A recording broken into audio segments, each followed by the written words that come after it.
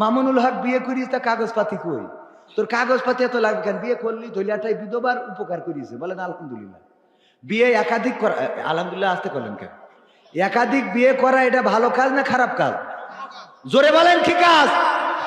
ভয় করতে মা বোনেরা আছে তো, আজকে বাড়ি গেলে ধরবেন যে তুমি ভালো কাজ এটা বলিলে, ধরবেন না চেয়ারম্যান সাহেব? বলবেন তুমি বলিলে কিনা, আপনি তো বলেননি, অসুবিধা।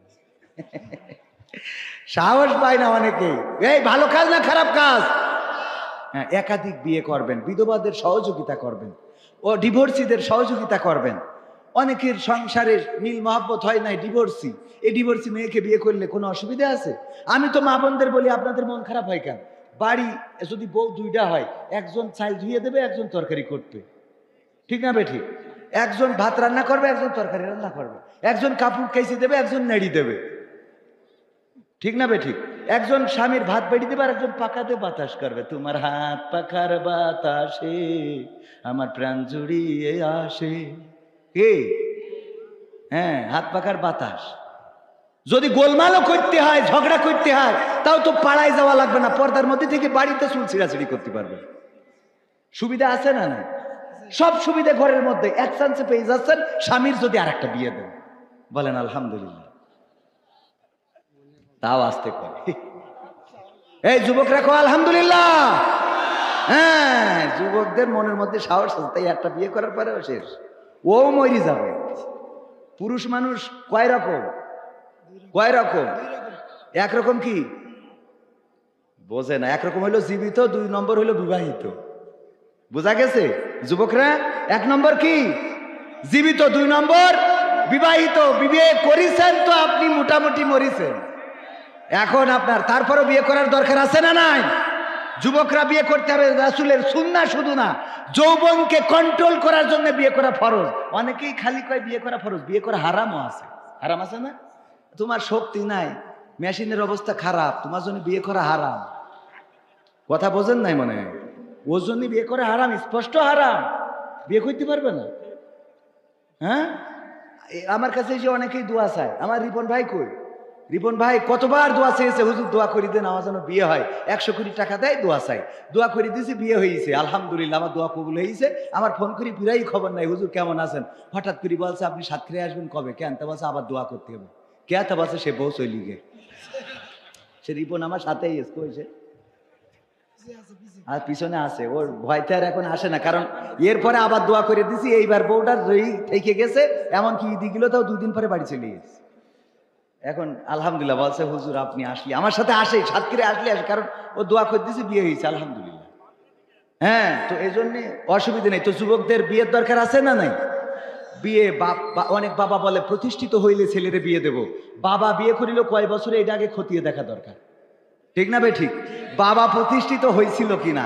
আপনি সন্তানকে যদি বিয়ে না দেন, আল্লাহ বলেছেন ইয়া আইয়ুহাল্লাযীনা আমানু কু আনফুসাকুম ওয়া আহলিকুম নারা, ওগো ঈমানদাররা তোমরা নিজের আগুন থেকে বাঁচো এবং তোমাদের আহাল বর্গকে আগুন থেকে বাঁচাও। যদি সন্তানকে উপযুক্ত সময়ে বিবাহ না দেন, আর এই সন্তান যদি অন্যায় করে, অপরাধ করে, প্রেম করে, লাইলাতুল ফেব্রুয়ারি পালন করে, তাইলে আপনি বাবা পরকালে অ্যাটাক হয়ে যাবেন।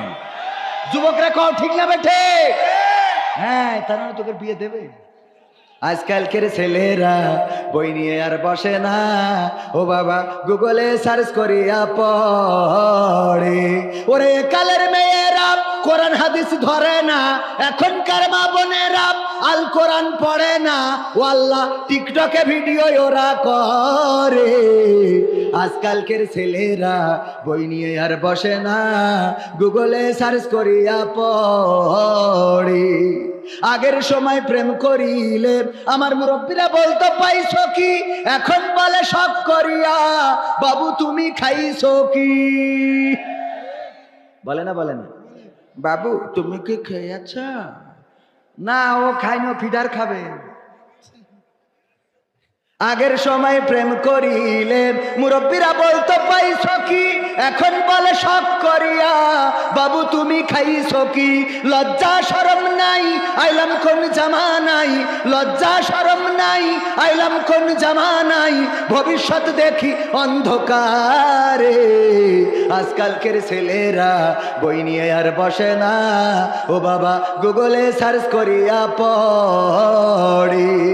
নতুন করে হয়েছে চালু এখন আবার কোন ট্রেন্ড, পরিচয় করাই দেখি এই আমার গার্লফ্রেন্ড। কথা কয় না? লাইলাতুল ফেব্রুয়ারিতে গিয়া দিয়ে রে বাবা পিছনে বসা, এই দোস্ত বিয়ে করলি কবে? করলি না তো ভাবি কেমন আছে? আরে না এন বিয়ে করিনি তো কি করেছিস? এটা আমার গার্লফ্রেন্ড। ওরে পাকামো, ঠিক না বে ঠিক? নতুন করে হয়েছে চালু এখন আবার কোন ট্রেন্ড, পরিচয় করাই দেখি এই আমার বয়ফ্রেন্ড।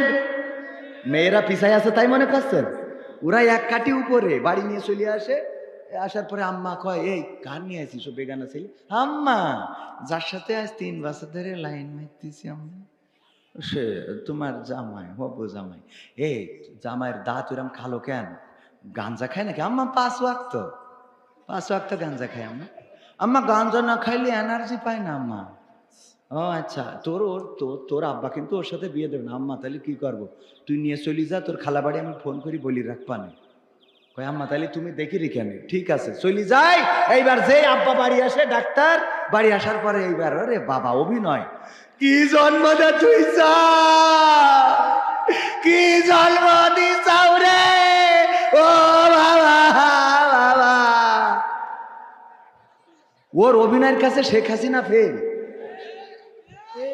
ও পাঠাই দিয়ে আবার দোষ ডাক্তারে। ও 10 মিনিট জন্ম দিয়েছে আর তুই তো 23 বছর ধরে মানুষ করতেছিস।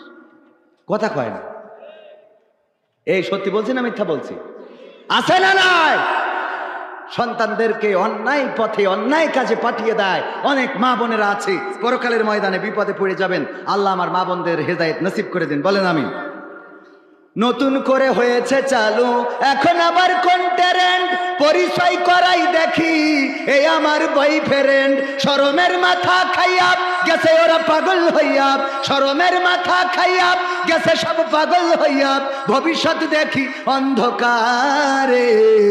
আজকালকের ছেলেরা বই নিয়ে আর বসে না, ও বাবা গুগলে সার্চ করিয়া পড়ে। ঠিক বললাম না ঠিক বললাম?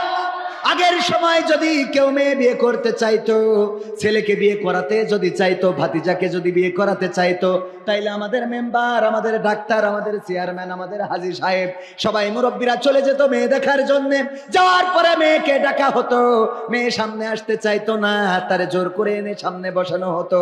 তারপরে আমার মুরব্বীরা জিজ্ঞাসা করতো, ওগো মা বলো দেখি তুমি কোরআন পড়তে পারো কিনা? যদি বলতো হ্যাঁ পারি, তাইলে কোরআনটা সামনে ধরা হতো আর বলা হতো 2টা আয়াত পড়ে শোনাও। গুনগুন করে 2টা আয়াত পড়ে শুনিয়ে দিত। তারপরে জিজ্ঞাসা করতো আয়াতুল কুরসিটা মুখস্থ আছে নাকি, সূরা ইয়াসিনটা মুখস্থ আছে নাকি, আর রহমান হবে নাকি, নামাজের আরকান আহকাম কয়টা, উযুর ফরজ কয়টা, গোসলের ফরজ কয়টা, এমনি ভাবে জিজ্ঞাসা করা হতো। মেয়েরা যদি সব কিছু বলতে পারতো, চেহারা যদি একটু খারাপও হতো, আমার মুরব্বীরা বলতো যেহেতু ইসলামের দিকে, নামাজের দিকে, রোজার দিকে, কোরআনের দিকে, হাদিসের দিকে এগিয়ে আছে, সুতরাং এই মেয়েটারে পুত্রবধূ করা যায়। চেহারা যদিও মলিন, নদীর পানি ঘোলা ভালো, জাতের মেয়ে কালো ভালো, এই কথা বলে ওই মেয়েটারে বিয়ে দিয়ে নিয়ে চলে আসতো। বলেন ঠিক কিনা? আর এখনকার সময় মুরব্বীদের কোনো চান্স নাই। বড় FZ RS নাকি 5 এই জাতীয় বাইকগুলোতে ইয়াং জেনারেশন যায় মেয়ে দেখার জন্যে, আর ওই মেয়েকে এখন দেখতে নিয়ে আসার জন্যে আর জোরাজুরি করা লাগে না। ওই মেয়ে এই বান্ধবীদের বলে দোস্ত আসিস আমার কিন্তু আজ দেখতে আসবে, বলে না দোস্ত আমার আজ দেখতে আসবে, আসিস।